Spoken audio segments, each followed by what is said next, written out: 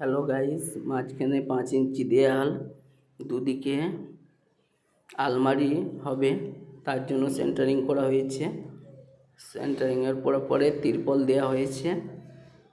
তিরপল দিয়ে এই 8 রড দেওয়া হয়েছে 4 ইঞ্চি ছাড়া ছাড়া।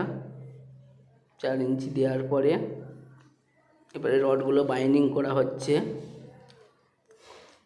ভালো করে সাজিয়ে নিলাম। সাজিয়ে নেওয়ার পরে বাইন্ডিং কাজ শুরু হয়েছে, বাইন্ডিং করে নিলাম। হ্যালো গাইস, সবাই দেখো। বাইন্ডিং করার পরে বাইন্ডিং কাজ চলছে। বাইন্ডিং করার পরে এবারে বাইন্ডিং শেষ হয়েছে। শেষ হওয়ার পরে এরপরে জল দিয়ে দিলাম। এই যে দেখো, জল দিয়ে দিয়েছি। জল এবং খোলাও দিয়ে দিয়েছি। মিডিলে পলিথিনটা 2 ইঞ্চি করে চাপানো আছে। দেওয়ার পরে ঢালাই শুরু করেছি। রডগুলো একটু তুলে নিলাম, কর্নিক নিলাম, 4 কোণে একটু করে মশলা দিয়ে রডগুলোকে একটু তুলা করিয়ে দিলাম হালকা।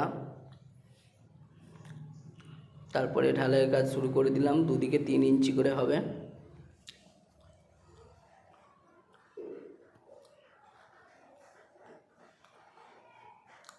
ঢালাই চলছে, দেখো।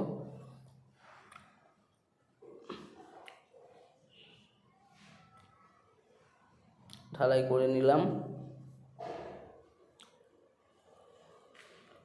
প্রায় ঢালাই শেষের মুখে, একদিকটা হয়ে গেছে। একদিকটা ভালো করে বাগিয়ে নিলাম। গজটা নিয়ে একটু পিটিয়ে দিলাম। দেওয়ার পরে ভালো করে নিলাম।